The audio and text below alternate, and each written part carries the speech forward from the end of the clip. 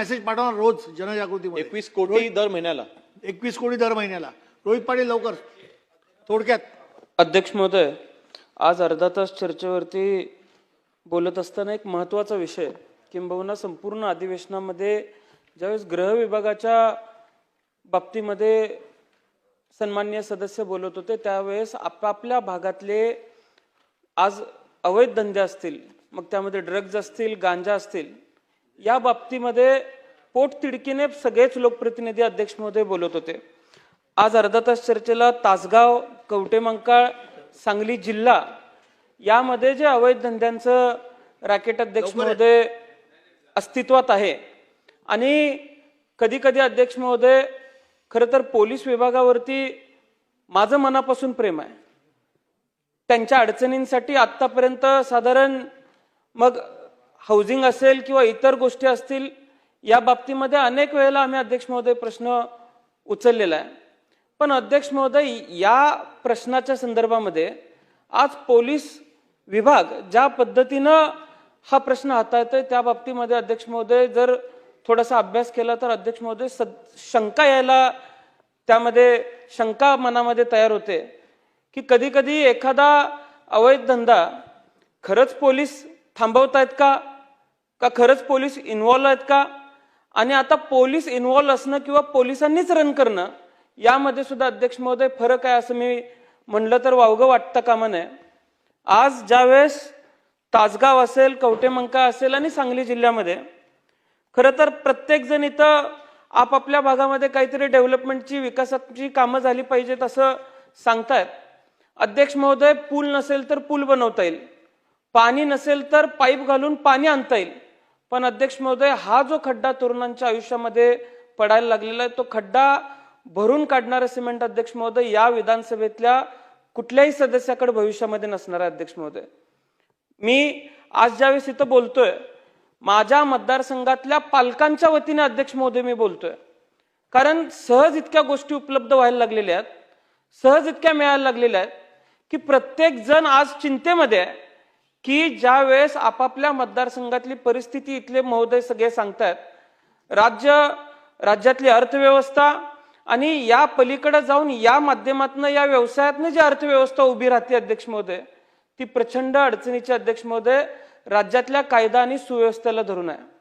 आज यशवंतराव चव्हाण साहेब या सदनाचे एकेकाळी प्रमुख होते, त्यांनी त्यांच्या भाषणामध्ये अनेक वेळेला अध्यक्ष महोदय सांगितलेलं आहे की तरुणांना गती असते, पण त्या गतीला जर योग्य दिशा नसेल तर त्या अध्यक्ष महोदय त्या गतीला काही फायदा नाही अध्यक्ष महोदय.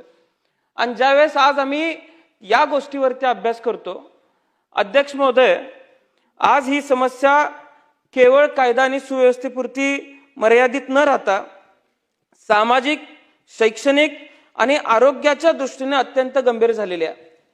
या विषयाला सुरुवात करण्यापूर्वी अध्यक्ष महोदय, कवटेमंकाळ तालुक्यातील वाघोली गावचे स्वर्गीय बाळासो रामराव शिंदे आणि मतकुंकी गावचा स्वर्गीय राजवर्धन राम पाटील, महाराष्ट्रामध्ये असा आकडा काढायचा झाला तर असंख्य निघेल अध्यक्ष महोदय, पण ही नावं मी मुद्दाम घेतोय. या दोन्ही नावांना मी या सदनामार्फत भावपूर्ण श्रद्धांजली अर्पित करतो.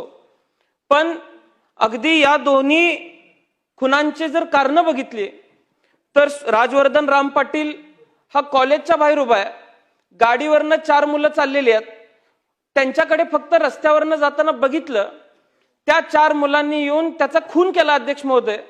आणि पुन्हा निष्पन्न होतं की ही 4ही मुलं अगदी ड्रग्ज घेतल्या होत्या, कसल्या गोळ्या खाल्ल्या होत्या, आणि त्याच्यानंतरच्या काळामध्ये ज्यावेळेस त्या मुलांचं वय तपासलं गेलं अध्यक्ष महोदय त्यावेळेस ती मुलं 16 आणि 17 वर्षाची होती. अध्यक्ष महोदय, बाळासो रामराव शिंदे ते त्यांच्या गाडीतून जात होते, समोरून एक गाडी येत होती, आरशाला आरसा तटला म्हणून गाडीतनं उतरून 4 मुलांनी अगदी 6 इंची तलवार त्यांच्या पोटामध्ये खुपसली आणि अध्यक्ष महोदय सदर व्यक्तीचा खून केला गेला. अध्यक्ष महोदय, जर ड्रग्ज असतील, गांजा असेल, हे समाजात असणं ही जर कायद्याची चूक असेल तर अध्यक्ष महोदय हे दोन्ही बळी कायद्याचे बळी आहेत असं म्हणलं तरी वावगाव अध्यक्ष महोदय वाटणार नाही. अध्यक्ष महोदय, आज सांगली जिल्ह्यामध्ये कवटेमंका तालुक्यात असेल किंवा विटा तालुक्यात असेल, ड्रग्ज बनवणारे फॅक्टऱ्या सापडतात. 29-30 कोटीचा ड्रग्ज एका ठिकाणी सापडतोय. आणि कुठेतरी अशी एक कारवाई दाखवायची, पण जे जाळं निर्माण झालेलं आहे ते जाळं अध्यक्ष महोदय आज आपण मोडून काढू शकत नाही. वास्तव आपण सर्वांनी स्वीकारलं पाहिजे. गृहमंत्री महोदय असतील, मुख्यमंत्री महोदय असतील, अगदी त्यांनी नो टॉलरन्सची भूमिका स्वीकारली असेल, पण तो नो टॉलरन्स किती जरी कारवाया केल्या तर तो नो टॉलरन्स दिसत नाही अध्यक्ष महोदय. हे वास्तव आज आपल्याला सर्वांना स्वीकारावं लागणार आहे. तासगावमध्ये मेफेड्रॉन म्हणजे एमडी ड्रग्ज अध्यक्ष महोदय आपण म्हणतो, याला सांकेतिक स्वरूपात ज्यावेळेस एखादा मुलगा मागायला जातो त्यावेळेस याला म्याव किंवा एमडी म्हणलं जातं अध्यक्ष महोदय. याचं सेवन नाकावाटे पाण्यात मिसळून किंवा गोळीच्या स्वरूपात केलं जातं. शरीरात गेल्यानंतर हा पदार्थ मेंदूमध्ये डोपामिन किंवा सेरोटिनिन यांच्यासारख्या रसायनांचे प्रमाण अचानक वाढवतो आणि या व्यक्तीला काही काळासाठी तीव्र उत्साह अध्यक्ष महोदय निर्माण होतो. भारतामध्ये अशा अंमली पदार्थांचं उत्पादन, विक्री व सेवन हे NDPS कायद्याअंतर्गत गंभीर गुन्हा मानला जातो.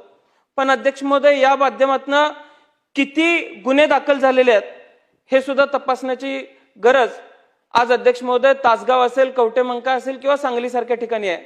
कारण मेफेड्रॉन सारखं म्हणजे तासगावमध्ये इंडियन ड्रग्ज मिळतो आणि निग्रो एमडी ड्रग्ज मिळतो.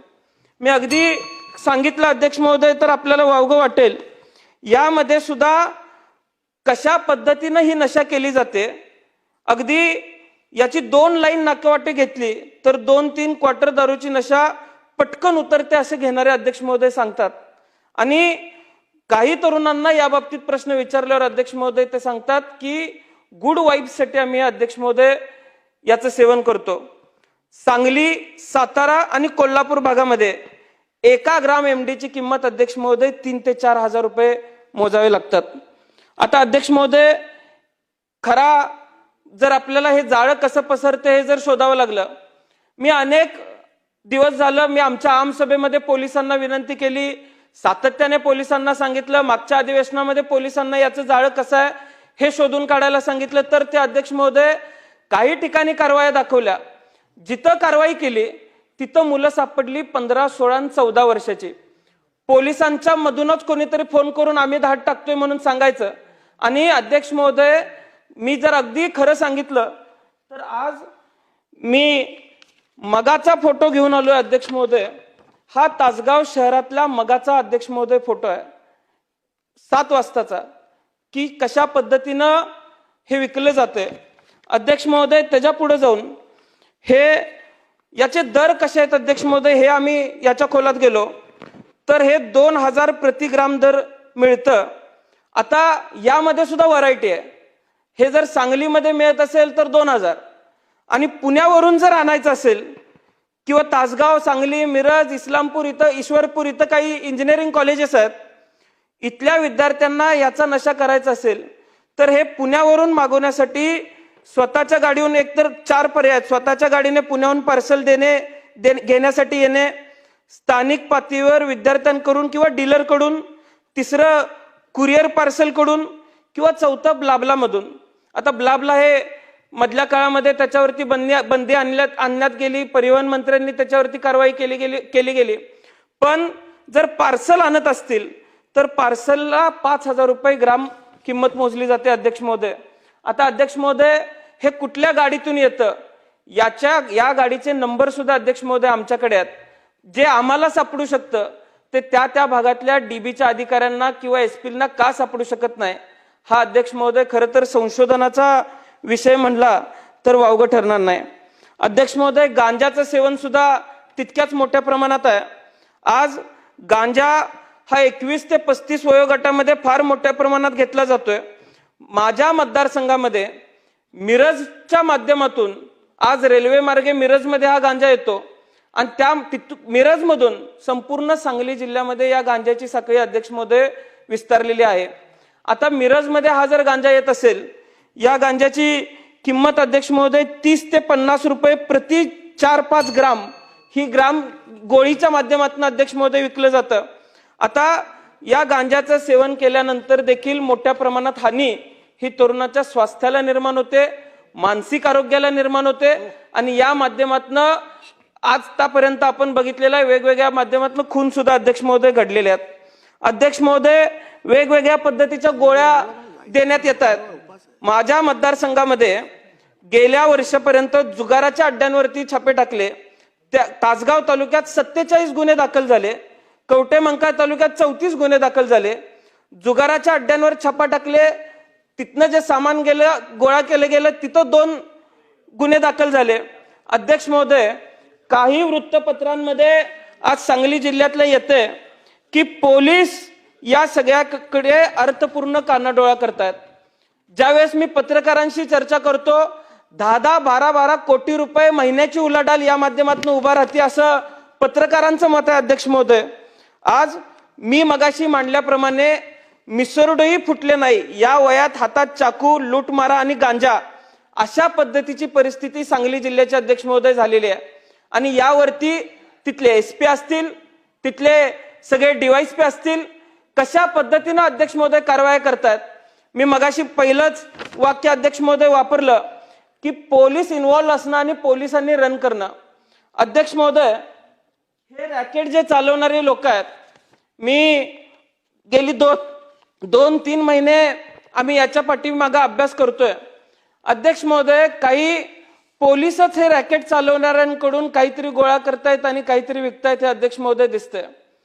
पोलीस इन्व्हॉल्व असणं आणि पोलिसांनीच हे व्यवसाय रन करणं यापेक्षा अध्यक्ष महोदय काय वाईट असू शकतं. त्यामुळे अध्यक्ष महोदय, माझी आपल्याला विनंती असणार आहे, मंत्री महोदय माझी आपल्याला विनंती असणार आहे की ही जर परिस्थिती नॉन टॉलरन्सच्या नुसार, मुख्यमंत्र्यांच्या आदेशानुसार नॉन टॉलरन्सच्या नुसार न्यायची असेल तर मिरज असेल, तिथले डीवायएसपी असतील, तिथले पीआय असतील, सांगली जिल्ह्याचे एसपी असतील, हे कशा पद्धतीनं तिथं कार्यभार करतायत यावरती अध्यक्ष महोदय प्रश्नचिन्ह आज निर्माण झालेला आहे. आज मगाशी ज्यावेळेस आम्ही माहिती मागवत होतो, अगदी स्वर्गीय RR आबा ज्यावेळेस गृहमंत्री होते, संपूर्ण राज्यामध्ये गुटखा बंदी असेल, संपूर्ण राज्यामध्ये आकड्यांची बंदी असेल, ही फार मोठ्या प्रमाणात अध्यक्ष महोदय केली गेली होती. त्या काळात फार मोठ्या प्रमाणात धाडी टाकल्या गेल्या होत्या. आजही लोक सांगतात की त्यावेळेस एक चैतन्याचं वातावरण अध्यक्ष महोदय निर्माण झालं होतं. पण आता आपण 10:36 बोलतोय. अध्यक्ष महोदय, 10:05 तासगाव मधल्याच एका व्हॉट्सअप ग्रुपवरचा रेकॉर्ड आहे की अशा पद्धतीचा आकडा आज व्हॉट्सअपवरती अध्यक्ष महोदय काढला गेलेला आहे. अध्यक्ष महोदय, माझ्या वडिलांनी या सभागृहामध्ये काम करत असताना चिठ्ठ्या उधळल्या होत्या आकड्यांच्या. आज अध्यक्ष महोदय तशाच पद्धतीच्या चिठ्ठ्या पुन्हा चालू झालेल्या आहेत. या चिठ्ठ्या अध्यक्ष महोदय आज तासगाव मधल्या आजच्या आहेत, त्या आज आकडे काढले गेलेले आहेत आणि तिथं कशा पद्धतीनं कार्यभार तिथले पोलीस करतायत यावरती अध्यक्ष महोदय प्रश्नचिन्ह निर्माण झालेला आहे. मागच्या आठवड्यामध्ये एक लक्षवेधी मांडली गेली आणि त्या लक्षवेधीमध्ये अध्यक्ष महोदय सन्माननीय सदस्यांनी सांगितलं की कवठेमंकाळ तालुक्यातल्या ज्योतिर्लिंग ज्वेलर्स मध्ये तिथल्या पोपट दबडे नावाचा मालक होता. कुठेतरी चोरी झाली म्हणून पोलिसांनी शोधायला यायचं. अध्यक्ष महोदय, पुण्याचं पथक आलं. त्या पुण्याच्या पथकानं त्याला रिकव्हरी पाहिजे म्हणून आम्हाला सांगितलं. तो म्हणला माझ्याकडे कुठलं सोनं आलंच नाही, मी कुठली रिकव्हरी द्यायची.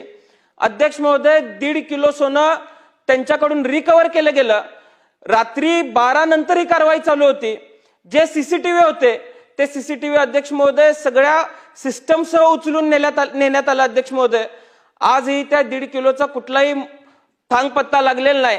मागच्या वर्षी याच पोपट दबडेंनी या सगळ्या जाचाला कंटाळून अध्यक्ष महोदय आत्महत्या केली. तासगाव मध्ये सुद्धा अध्यक्ष महोदय असाच प्रकार आहे. 2 लोक एकत्र पैसे गुंतवतात.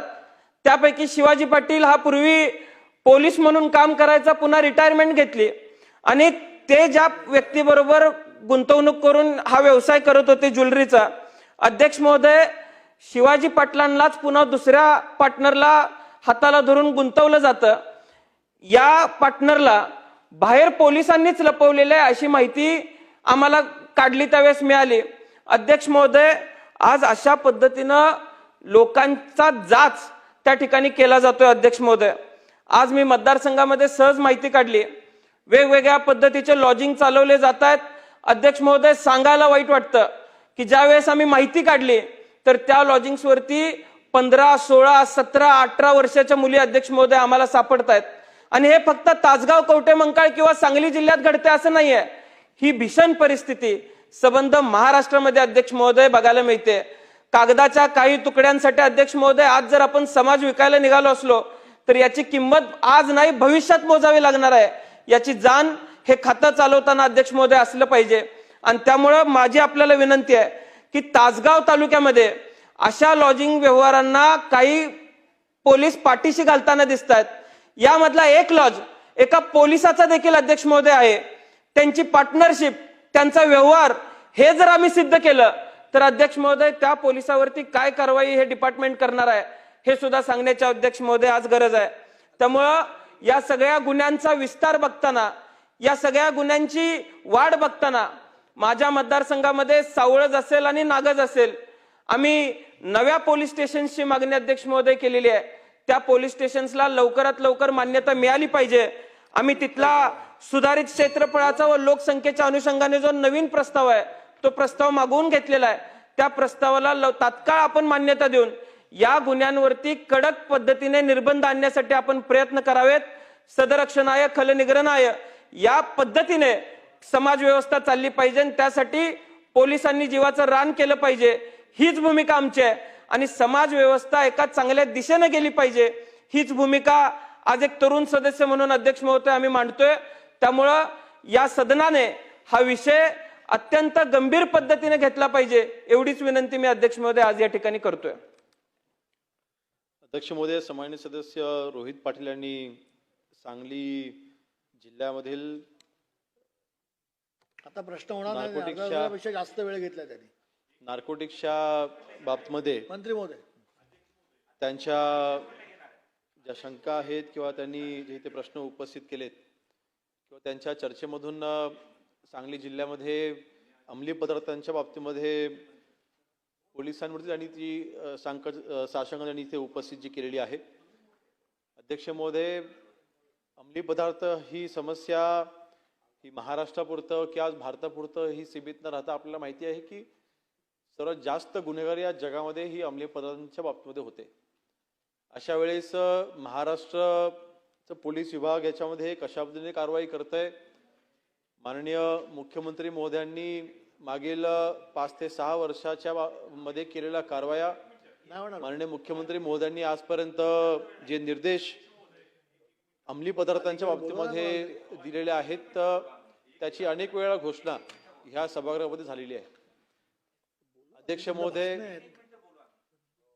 महोदय, यामध्ये सांगली जिल्ह्याच्या बाबतीमध्ये रोहित पाटील यांनी जो प्रश्न उपस्थित केलाय, नक्कीच त्यांच्या वडिलांच्या कार्यपद्धतीचा देखील त्यांनी इथे उल्लेख केलाय.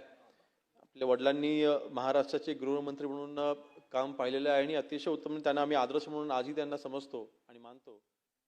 तसेच माझ्या देखील वडिलांनी गृह राज्यमंत्री म्हणून देखील काम केलेलं आहे आणि अर्थातच त्यांच्याकडे देखील काय अनुभव हे माझ्या पाठीशी देखील आहेत. आणि ह्या बाबतीमध्ये अंमली पदार्थांच्या कारवाईच्या बाबतीमध्ये आमची भूमिका यावेळेला म्हणजे यावेळेस देखील आम्ही या अगोदर देखील आम्ही मांडलेली आहे आणि आज देखील मांडत असताना 0 टॉलरन्सची आमची भूमिका आहे. आणि ह्यामध्ये अर्थातच कारवाईची अपेक्षा होत असताना आता जशी ज्या कारवाईचा आपण इथे उल्लेख केलाय, आपल्या उत्तरामध्ये देखील निवेदनामध्ये देखील त्या कारवाईचा उल्लेख आहे की ह्या मागील वर्षी जानेवारी महिन्यामध्ये आपण ही कारवाई केली होती. अध्यक्ष महोदय, जे काही रॉ मटेरियल आणलं गेलं ते गुजरातवरनं आणलं गेलं. सांगलीमध्ये एका ठिकाणी तिथे औद्योगिक वसाहतीमध्ये तिथे ते MD ड्रग बनवण्याचं काम चालू होतं आणि पोलिसांनी सुमोटो त्यांच्या इंटेलिजन्सच्या आधारेच त्यांनी ती कारवाई केलेली आहे, सांगली पोलिसांनीच. आणि ह्यामध्ये कोणालाही आपण स्पेअर केलेलं नाही. कारवाई करत असताना जिथून रॉ मटेरियल आणलं तिथपर्यंत आपण पोहोचलो. पेडलर्स होते त्यांना देखील आपण अटक केलेली आहे. रॉ मटेरियल ज्यांनी सप्लाय केलं त्यांना देखील आपण अटक केलेली आहे. ज्यांनी ड्रग ते बनवलं त्यांना देखील आपण अटक केलेली आहे आणि जे ड्रग विकत होते आपण त्यांना देखील अटक केलेली आहे. म्हणजे पूर्णपणे त्यांची जी साखळी आहे ती साखळी आपण मोडून काढली. आपला उद्देश आता तो आहे. ANTF ची स्थापना जी माननीय मुख्यमंत्री मोदींनी केलेली आहे म्हणजे anti narcotic task force. Basically या टास्क फोर्स जसं आता आपण बघतो की मुंबईसारख्या कमिशनरांमध्ये आणि अन्य काही ठिकाणी ATS